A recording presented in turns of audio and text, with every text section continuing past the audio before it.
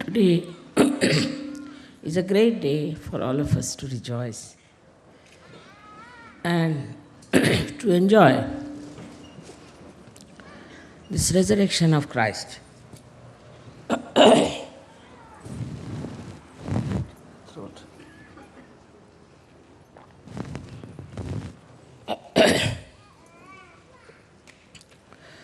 The resurrection of Christ took place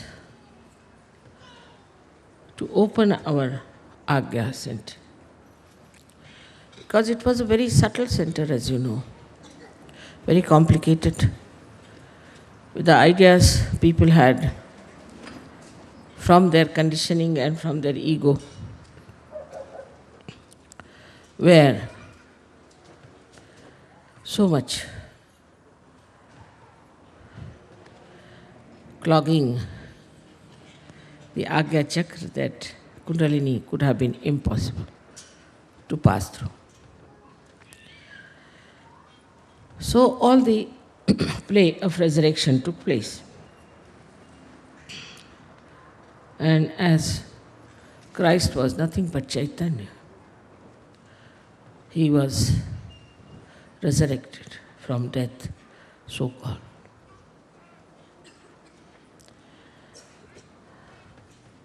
In this death of Christ, we have to also understand that we have achieved our resurrection. We have achieved our resurrection. Also, whatever was supposed to be the past has died, is finished now. So, this repentance that we have, the conditionings we have are dead. But still it is very surprising that among the Christian nations, the ego did not subside as it should have been. Perhaps may be that Christ was never worshipped in the right way. The ego in the West was absolutely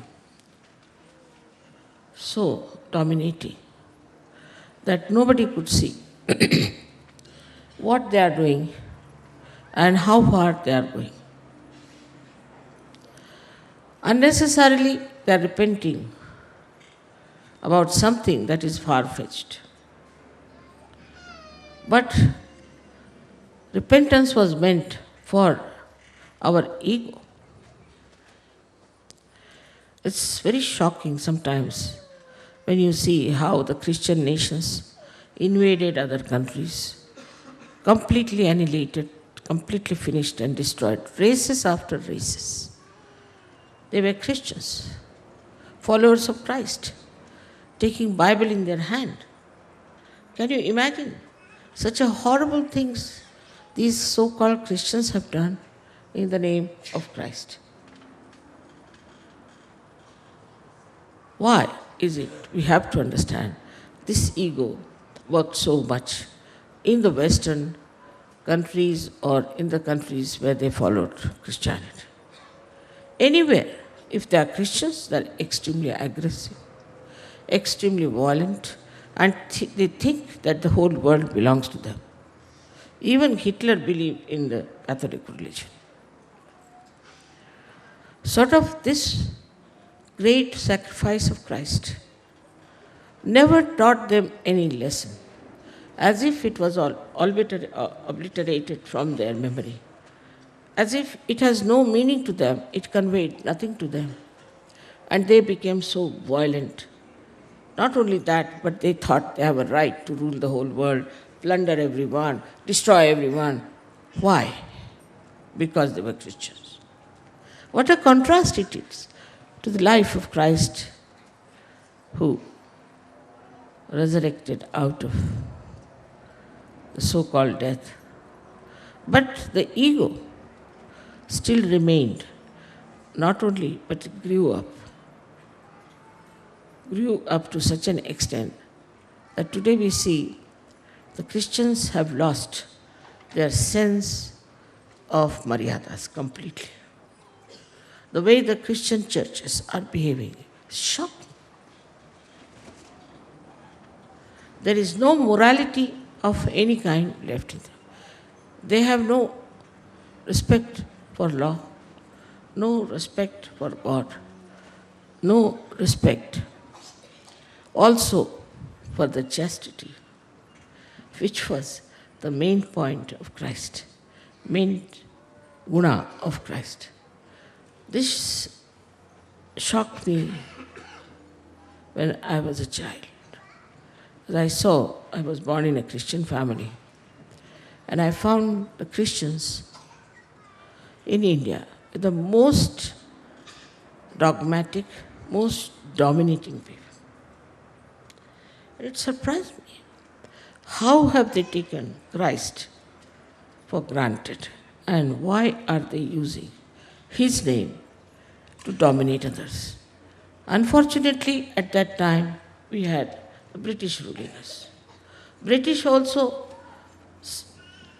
maneuvered the whole thing in such a manner that the Indians believed that Christ was born in England.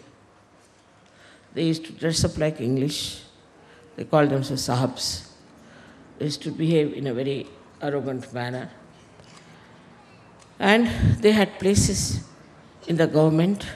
They joined hands with government, had no loyalties to Indians. Even when my father was arrested, they threw us out of the Christian community. They threw me out of the school when I was just a 6, 7-year-old girl because my father was a congressman. So this side of Christianity, so far nobody has seen, I personally think, that all the Christian nations have been extremely cruel, extremely dominating, and they are today at the helm of affairs. This subtle ego has now, which was once the property of some monarchs, but has now in democratic countries have become very much available to all the ordinary people. And all these countries we find are full of destruction. It's not only that the European did like this, but even Americans are extremely dominating, extremely egoistical, to such an extent that they are idiotic. Imagine they follow Christ, who was wisdom, the source of wisdom, and his disciples should be so stupid and idiotic cannot be explained. Why it happens like that? So we have to see to the history of religion, that is Christianity. There was, as you know, Peter. Peter was a very egoistical fellow, and once Christ said that you are a Satan, said clearly, and also said that you will deny me 3 times. That's the time this Paul came up, and he thought it's a very good chance to get hold of somebody who is a weak person, who is satanic, who is in a way antichrist. And he found Peter. He, being a great bureaucrat, wooed him, managed him, and took him into his own confidence and told him that you join hands with me, so I will make you the main person. And then he told all the other disciples that you are not so educated. I am a great educated man and I know what to write, what not to write. So we shouldn't write all the things that you have written, we should edit it. He edited the Bible, this sinister fellow, Paul. He edited the Bible. The whole work of Christ went into the hands of this devil. He started editing it. And when he edited, if you read him, you'll be surprised. It's full of ego. He's organizing, he's full of ego, whatever he writes, absolutely. But he cut down many things which should have been there. Christ must have mentioned about Kundalini, I'm sure. But not a word about all these things. He avoided it.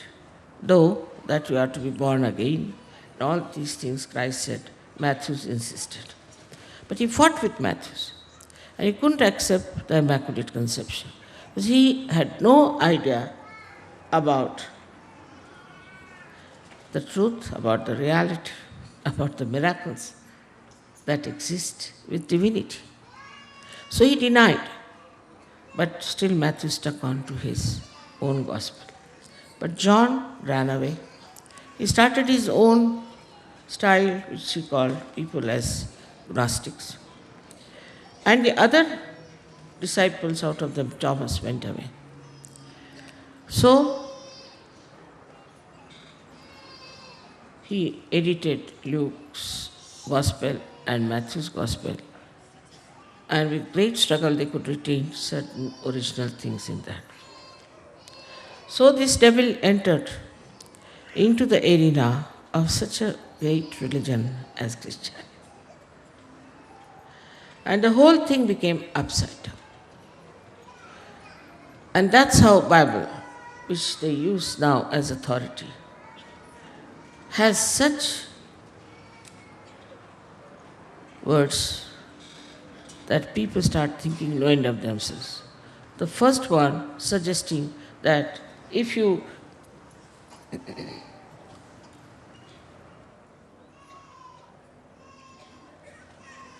become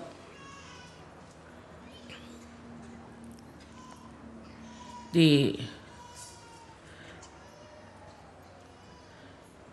members of a church, you are chosen. But first of all, he saw that it should be written that Peter will start this church and he will have the key. That's what Christ has said. And put him on a rock and he will start the church. Impossible. They put me in the place of Christ. Will I ask the wickedest man to do such a thing? Will I appoint one person to look after the whole thing? This part of the Bible is absolutely blasphemy. And that's how, once he put it there, Peter got into his own ego, thinking no end of himself. It was just maneuvering and managing everything. This was all done with his bureaucratic brains. But Peter played into it because he was a very weak disciple of Christ. As you know, in Sahaja also we have really 12 types of Sahajogis. And some of them are very weak.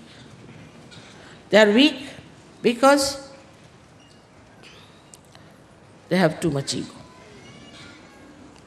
They cannot carry on with anyone. They shout at people. They disturb others. They think no end of themselves.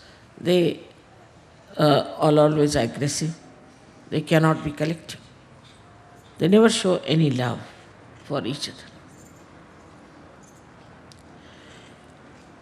So this type of Sahajogis are there, which are one by one are showing their colors. But some of them are learning and are understanding that this is something is wrong, should not be. Christ had hardly 3.5 years to work out all this.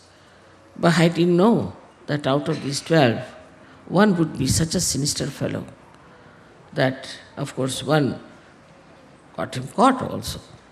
But this Peter would be such a horrible fellow that for his own glory, for his own self-interest, he would put such words in the Bible and have a great authority. It has happened also with Muhammad Sahib. Firstly, that Muhammad Sahib has said that there will be a resurrection time. That means he talked of the future. So how can it be that he was the last? If he was the last, then how are you going to have the resurrection? But the seal of prophet doesn't mean that it's sealed now. No prophet can come down. It means seal means a kind of a brand, you can call it. And he was Adi Guru, so he called himself, I am the seal. He didn't say that I have sealed. But crooked people take advantage of these little words and start using them for their own purposes because they are very self-centered. So another type of Sahajogis are extremely self-centered. Some of them are quite self-centered in the sense that they know their own wives, their children, and their house, and this and that. To them it is very important to be busy with their children. You'll be amazed, some people came to Bombay with their children, didn't come for the puja in Delhi. What sort of Sahajogi is there? So this kind of Sahajogis exist, that they are more worried about their children than about Sahajoga, more about their own emancipation, worried about their family, their household. Some women are quite good at it. They try to remove their husbands from the ashrams. They try to find out excuses how to get out of the collectivity. You are judged all the time, and you judge yourself clearly. Now, do not think of others when I am saying this, but put it to yourself. You must know that Christ was crucified. And who crucified them? They were not crucified by Jews. It's a wrong idea. How can all the Jews who were just like slaves could crucify Christ? It was the Roman Empire at that time wanted to crucify because they thought he's becoming very powerful. Please sit down. And when they tried to crucify, they didn't even think that Christ is crucified because Jews wanted it. The blame was put on them just to avoid the blame from the people who were rulers. And the rulers can always do such a thing, is to make crucifixion of anyone and putting the blame on anyone. So the Christians, the early Christians were mostly Jews. Christ himself was a Jew. So to say that Jews crucified Christ, how can it be? So the blame was put on the Jews. And then Christians thought that they have every right to hate the Jews because Christ was crucified by Jews. This is another idea which has worked out through Mr. Paul, because he didn't want to take any blame on the Roman administration. So Pilate washes his hands, and he washes his hands. They're very significant. He washes his hands. So he's doing it not with his authority, but he's doing it with the authorities of the Jew. This drama was played. And then all the Christians were busy hating the Jews and thinking that they have crucified Christ. Amen. Those are thousands of years when it had happened. And in thousands of years, somebody crucified somebody, for that they are hated.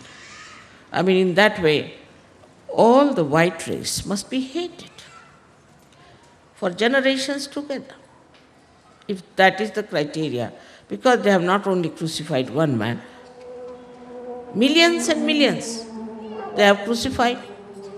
Are we going to blame their children and their children? So this is third type of Sahajogis we have, who try to blame somebody else all the time, not themselves. Such people, when they start blaming others, can never improve. They should introspect. But introspection is missing very much in the Western countries, except in Russia. Because there is no way out. It's nowhere written that you introspect yourself. Only thing, if you go to church and confess to some deaf and dumb priest, you are saved. So nobody introspects. Let us face it ourselves. Do we introspect or not? Or we are that kind of people, Sahajogis, who are not so much self-centered, but are self-opinionated and self-glorified. Who do not want to find out what's wrong with them.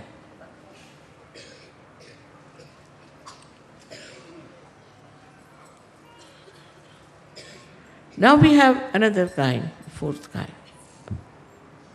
which is very interesting to see. That they are worshipping Mataji in the house, but they can't come to collect. No, they can't, because it's a little far away. But if they have to go to meet their son, they will go miles together. If they have to do something for their family, they'll do it. Not only that, but supposing they have to do some business, they will travel. In Sahaja, nobody is asked to give up their jobs, to give up their lives, lifestyles, nothing of the kind. But priority is to be seen. They are very busy with their work, with earnings, with whatever they are doing. And they are just after earning a name, working very hard, doing artistic work, maybe creative work. They are very busy. They have no time for themselves, no time for God. This kind of people also. Oh, we worship Mother. Before our creative work, we bow to Mother. Take help from her. And we want all the protection from her for our work, for our creativity. And there are some Sahajogis who still think that money is very important. Still think. It is not. In Sahaja Yoga, we get money whenever we want. Some of them, I am starting a business because 0.001% I want to give to Sahaja Yoga.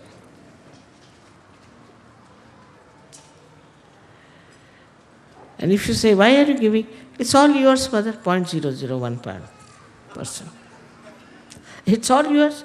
After all, what are we doing? It's all yours. This kind of attitude comes when you think that money is very important.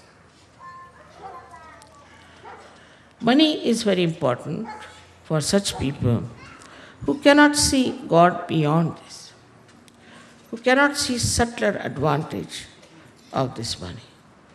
They calculate every pie meticulously. They don't want that their hard-earned money should be wasted about their spirituality.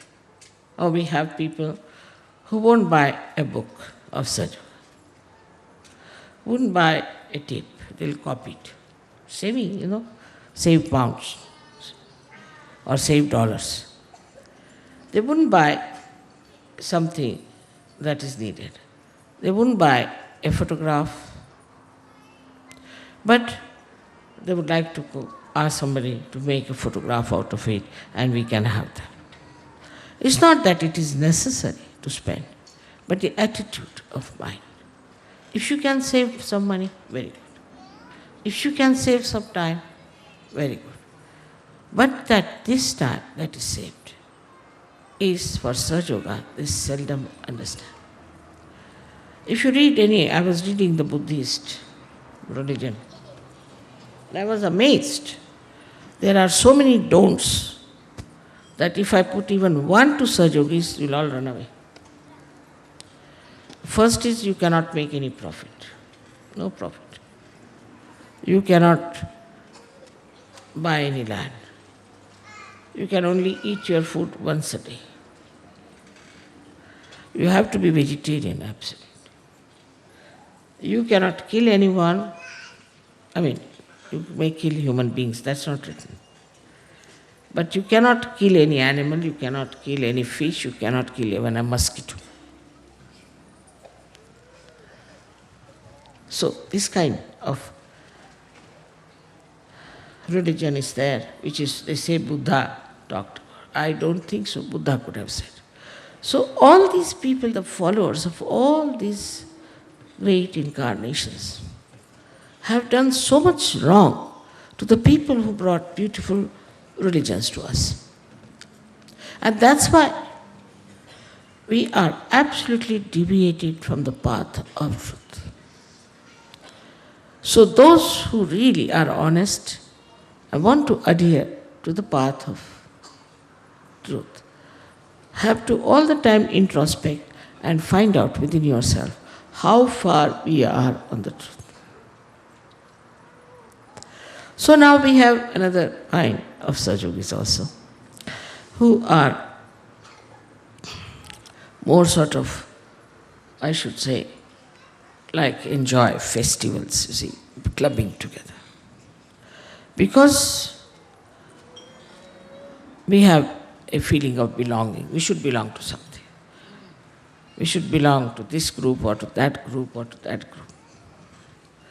Either you go to Christianity or to the Jews or to the Islam and other to some politics. Say for in England, they'll ask you a question, what is your politics? I said, what is my politics? I couldn't understand this question. Everybody must have a brand of politics. I said, what do you mean by that? I said, are you a communist? No, I'm not. Are you a conservative? No. Are you a socialist? I'm not. Then what are you? I am a human being. They couldn't understand, I'm just a human being without any politics on my head. So, the idea of belonging, I must belong to this cult or to this sect or to these so-called religions. Then you start getting involved into all kinds of conditionings, all kinds of rules and regulations and things, and you start binding yourself and very happily, very happy. You ask some sects, why are you clean shaven? Oh, in our religion we are supposed to have a clean shaved head. What is this? Or something like that, stupid. Like you must have beard, or you must have moustaches. Some sort of a clannishness, not understanding that reality is full of varieties. There has to be variety. That is how it is aesthetics and Saundarya. If you do not have variety, how can you be a personality? How can be a person who is bound by these nonsensical outside ideas be a person who has a personality? If religion cannot give you a personality, it's better to do away with such a thing. It gives you an inner personality and also an outer personality. And this personality, when you start enjoying, then only one would say you are a Sahajogi, where you are not told not to steal, not to hit someone, not to be aggressive with anyone, not to be egoistical. Never said like that. But a personality that watches oneself. But normally people watch others, not themselves. This is also another problem of the West, that you watch others, never watch yourself. But all this goes on and on and on till we really become slaves of our own ideas about a personality, and we start projecting that personality through our ego and try to show that we are something very special. Just the opposite is Sahaja Yoga. Try to understand this very clearly. You are all a personality. You are all persons. You are all saints and are to be respected as saints. You need not have the same type of personality. Everybody must have to, it has to be different types of styles of talking, styles of delivering things, styles of expression of divine love. So we do not form a kind of a regimental people because we are free. We are absolutely free because we have the light.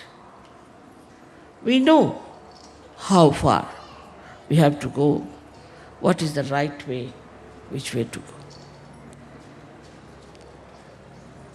Immediately you know what is correct. If that light is there, nicely burning within yourself, you don't have to ask me, ask anyone.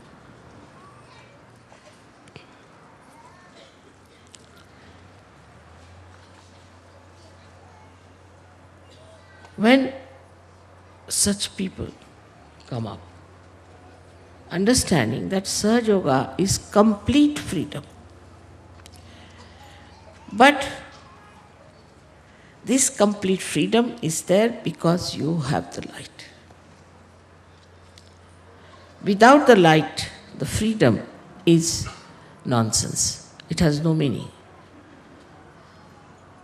You hurt everyone, you trouble everyone, torture everyone. But with the light, firstly, great thing happened to us. That the religions which are preached by these great prophets and incarnations just become part and parcel of ourselves. Here it is, the Japanese will say we are Buddhist and kill as many as people as they like.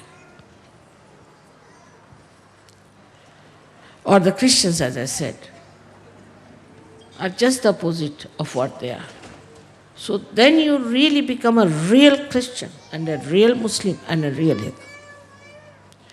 And then you realize all religions are really like a part of the ocean, and you no more identify yourself with any particular one, but you just jump in the ocean of religion. And you are, in a way, the real religious personality. I don't have to tell you about your morality. You just see, watch how you have dropped out. So many of these wrong things which you are doing. So many has to write to me also, but I never read them. So I used to just burn off everything. I don't want to know about it. You are a free person. In that freedom, you see that you have imbibed all these religions. Before realization, no one can be religious. They can profess, they can have a brand, they may say something, but it's all outside. Not only that, but they are just the opposite of the religion they are professing. Just the opposite.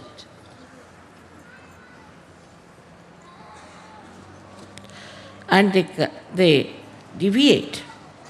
Not only that, pollute the basis of religion. And the basis of religion is the assent. If the religion cannot give you the balance to assent, it's better to have no religion. Atheists are better, like Russians, who have no religion, who are only worried about their assent. That's why maybe that Christ and Mahavira didn't want to talk about God. So then, we have people who have the light, and they worry about their own light, and they want that this light should be there all the time burning. And this light not only should enlighten them, but enlighten others, and they work for it. They take up responsibility in a way. They do not sit in a jungle meditating. No, you have to work. You have to work in this world. You have to work it out. Sahaja Yoga for others. You have to give them this beautiful feeling of oneness with the divine. You have to enjoy all that. Sahaja Yoga is not only for your enjoyment, like some drunkard sitting and drinking together. It is to fill up your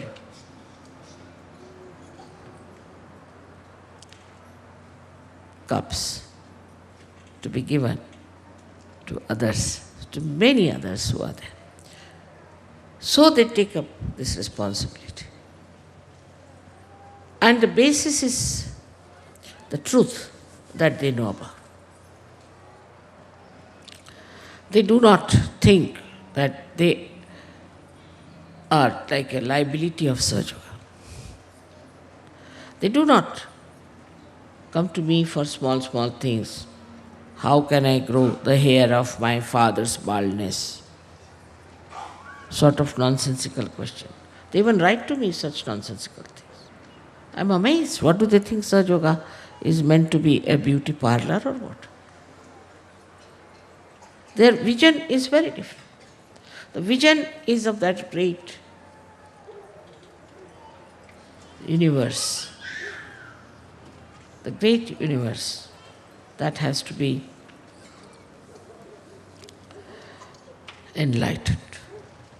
We are part and parcel of that.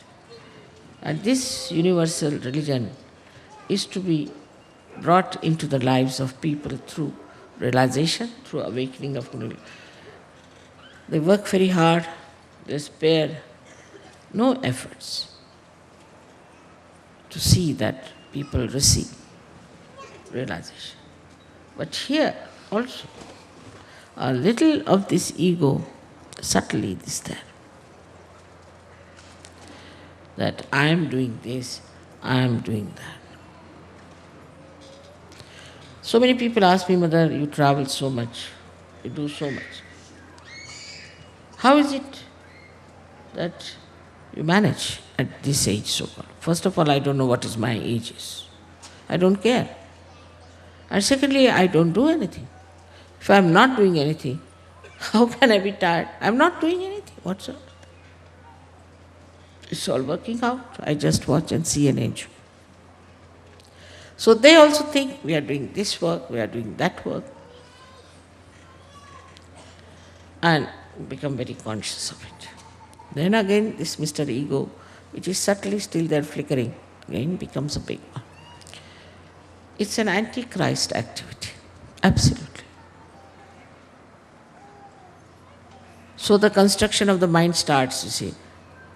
This one is not working, that one is this is, they start criticizing others. Still watching others, not themselves. Then there are Sahajogis who do not feel that way. They realize that Param Chaitanya is working everything and working through them. They are the instrument. And sometimes, of course, if it fails, they start doubting. Then how is it, Mother, this thing has happened like this? If it is so, then how is it Gorbachev had to leave? I have to explain why Gorbachev had to leave politics. Imagine. That's my responsibility. Of course, we can ask God any questions. That's human beings think they have a right to ask any question to God, to curse Him, to say whatever they feel like to God as if He is a person who has taken your liability. So this still lingers on a little bit when even they are quite surrendered about it. Still, there are certain doubts in the minds. But then there are people who do not doubt anything. They understand there is Param Chaitanya which is helping. They know that behind all these miracles there is Param Chaitanya.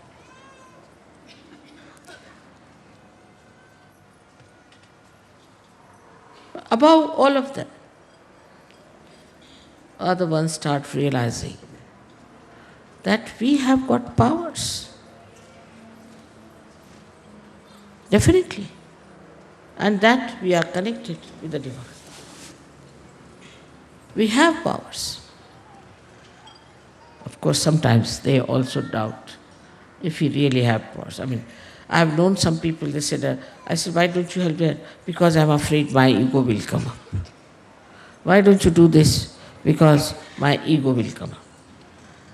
They're frightened of their ego, so this ego follows very subtly.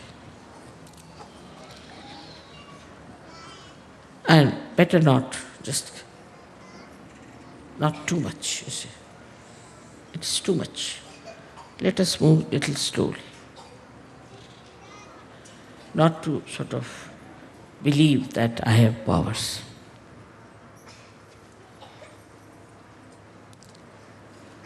But there are people who know they have been blessed with powers. And these powers can be discovered more and more within yourself. They have faith in themselves, they have faith in Sahaja, they have complete faith in me and in this Param Chaitanya. And they work out. Very simple people, extremely simple people they are, very simple-hearted, innocent people. I've seen in the villages, I've seen many, also here there are many cities of that kind. So this is the 12 types of Sahajogis I have described. But there's one. That is the one which is fully empowered also. They discover their own powers. in that introspection, they see. And they are sure about it, no doubts. That is the state of Nirvikalpa. They have no doubts about themselves. To have faith in me, you worship me, to receive something from me. But know that I have made you also something great. And that you have to develop your powers also. Don't only depend on the powers that I have. Just do not try to extract powers which are from your mother, but try to rise onto the same levels. You can. I wouldn't say how many will, but try. And for that, first and foremost thing, first and most important thing is complete humility. Of course, you are surrendered to me, so you are humble. Muhammad Sahib talked of surrender. I said, surrender yourself to yourself. If yourself is the spirit, why not surrender yourself to yourself? But make that self shine.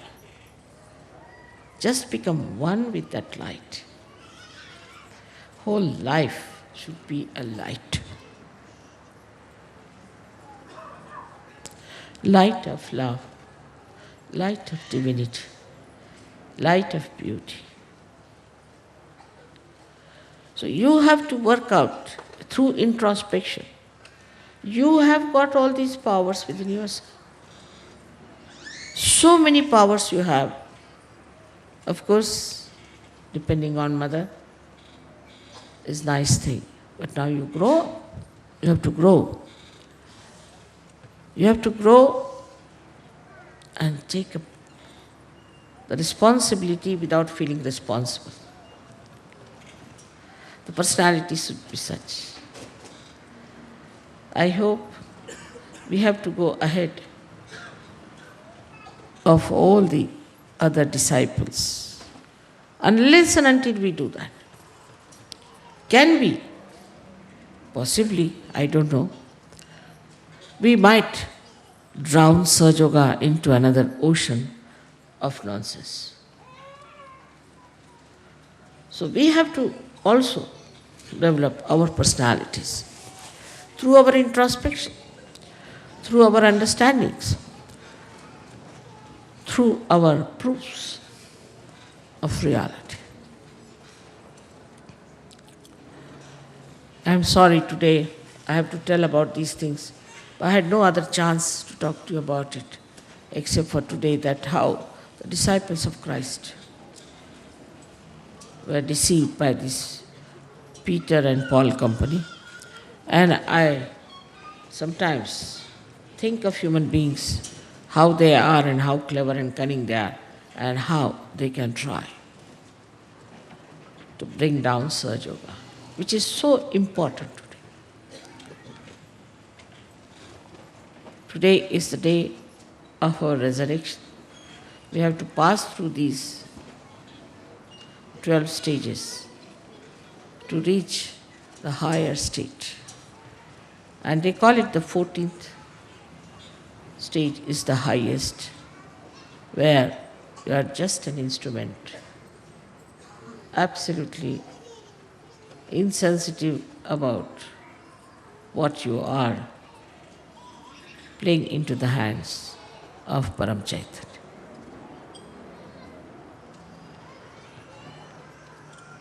It's a very good auspicious day today. This is what Christ has done. He accepted his crucifixion because he had to play that role. And it was a terrible thing. But when he was carrying the cross, they were worried about him. Then he said, "Don't worry about me. You better worry about yourself. Despite all this mutilation in the Bible, lots of truths have been there still. So we are not to hate anyone because they have crucified Christ. That's what they say. But hate that kind of an authority. If it comes to us, we should not try to crucify us. But the subtle ego that works starts in a very funny manner, and in the collectivity it starts showing up. Try to reduce it, try to reduce it. And you'll be amazed. As soon as this I-ness is finished, all the powers will start coming up. It's like a flute which has got hollowness within it. If there's any obstruction, it cannot play. So all these ideas we have, all these conditionings we had, the worst of all, this so-called ego, that I am doing that, should go away. Because you can never enjoy if you think that way. You cannot enjoy your work. And you really cannot jump into the ocean of joy as long as you know that I am doing it.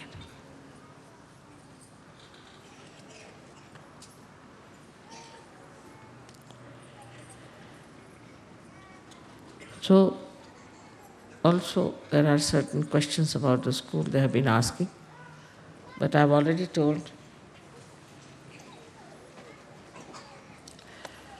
that it's a very big task to run a school. And we have found out that the Western children have got a very poor immune system. Very poor. Maybe they are given antibiotics, or they have been given such food, tinned food maybe, or maybe some sort of a protected things. I don't know why. Or maybe they have seen lots of these ghost stories, or maybe they films or something. That their immune system is very, very weak. With the slightest thing, they catch. If something is wrong with another person, they catch it. This is a new discovery we had. Also, I think with the heat, their brains start boiling, because already they are on the ego trips. So we have decided to take them down now from Vashi to Dharamshala. Dharamshala will be surprised that Yogi has donated 10 acres of land. Also, I have donated some land. Also, a lot of money has been donated by Indians. And we are going to develop a school. You don't worry on that. What sort of a school we are going to have, what we are going to do there. You have to leave things to us. This is one thing. Accordingly, because they were going to have the school in December, it was not decided. It was discovered when the month April started. The children started getting sick. With little dust, they would start coughing. Allergies, all kinds. Then we decided that let them be in a cooler place. So they will be in Dharamshala. And let them be there. Now for all the parents, they have to know one thing. If they want their children to come up properly, they have to leave them to the school to manage. You are not going to interfere with that. Of course, because according to the first plan, there would have been 3 months holidays in the summertime, and they would have been in Dharamshala. But now as they are taking up the same course, there is no holiday for them, and their school has started. So please don't go to Dharamshala. Immediately, parents are rushing.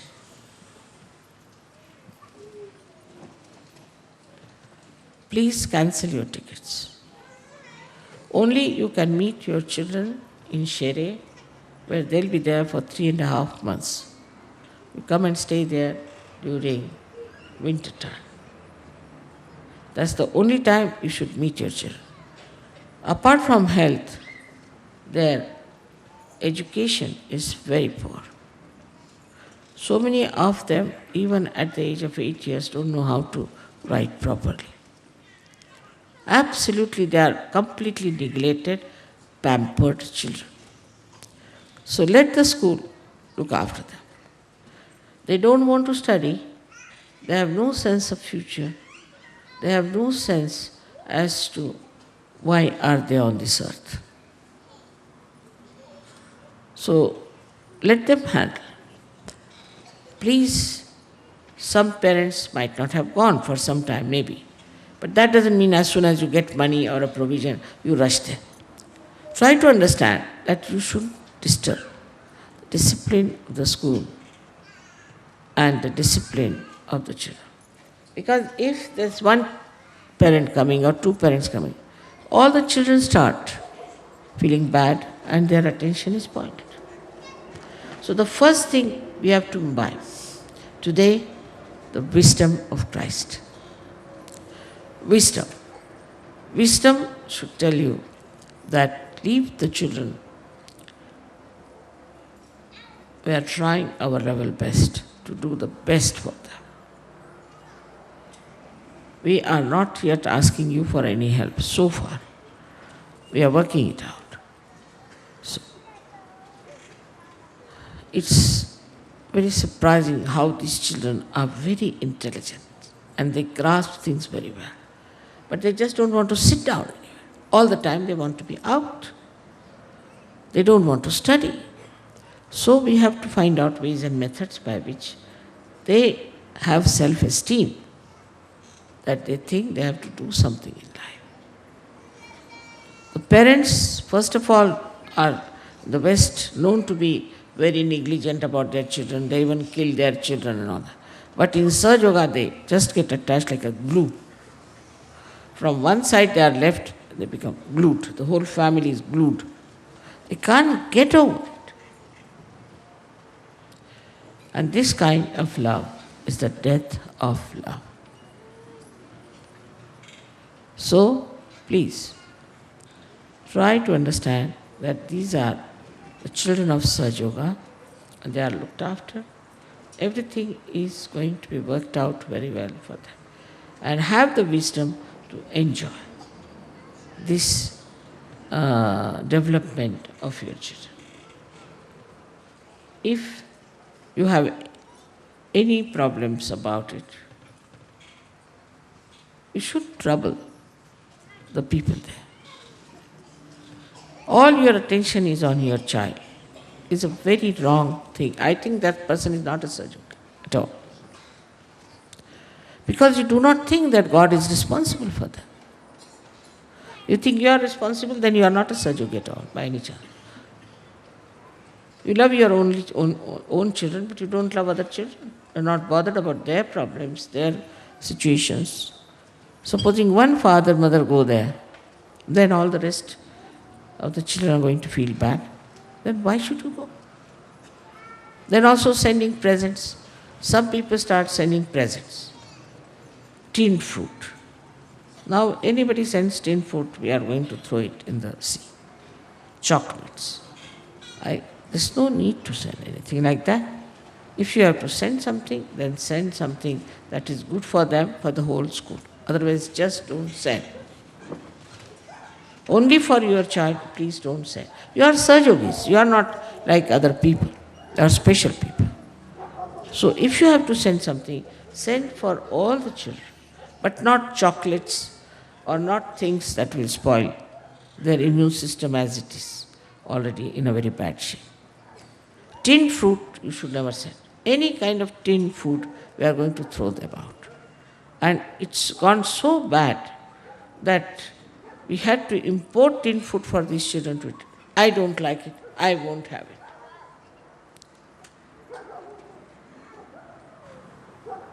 So if you really want your children to be strong, healthy, wise, sensible Sahajogis, then you must have wisdom yourself to be parents. These are all realized souls born to special blessings. So be kind to them, be nice to them. The harshness is not only the harshness of showing anger to the children, but also of showing too much love. Also is a kind of harshness, because it hurts other children. Also, it hurts your child, because that child starts thinking, oh, I'm something very special, I need not study, I need not do anything. So there should be a balanced attitude towards the children. That's what somebody told me, that you already are booked to go to Dharamshala. I'm sorry, please don't go. They are doing well, they are looked after. There's all possibility of they coming down with such beautiful personalities that you will be proud of them. Try to understand. Try to realize that whatever effort Sahaja Yoga is putting for them should be fully materialized. I hope none of you are sort of going to disturb them. When you write letters, always in the letter you must write, I want you to study very well, I want you to come up very well, you are a good Sahajogi, like this. Instead of that, I love you very much, I miss you, I am crying morning till evening for you.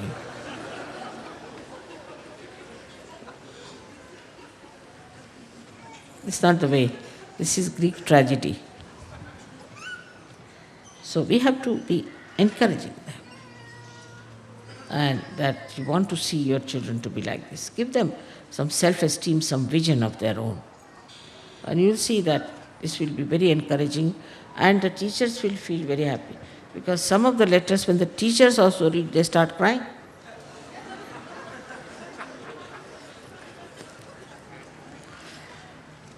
There's no need to say all these things to your children. I mean, you are grown-up people. And one child brought a letter, oh, my father and mother both are crying, what am I to do? I mean, he became the grandfather.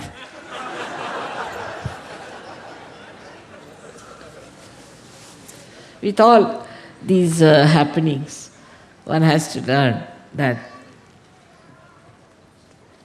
we are changing the whole world, we are changing ourselves, and our children are going to come up to help us.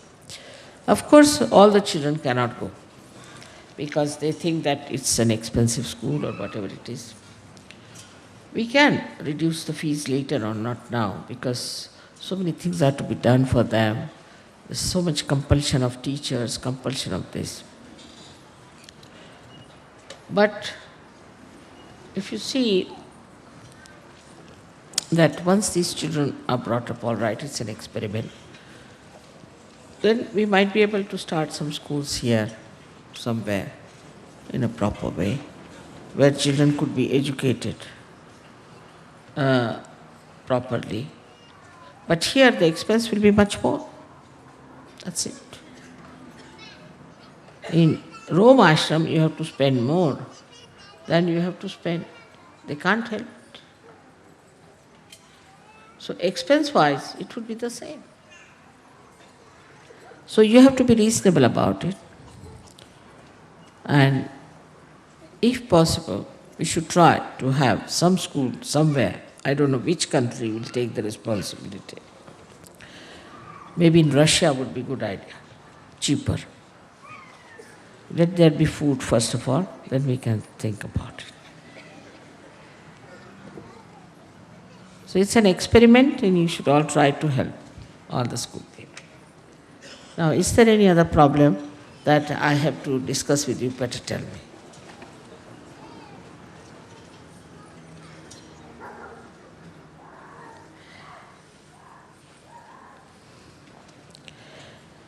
So today we are talking about our resurrection through these 14 planes that are within us, one after another.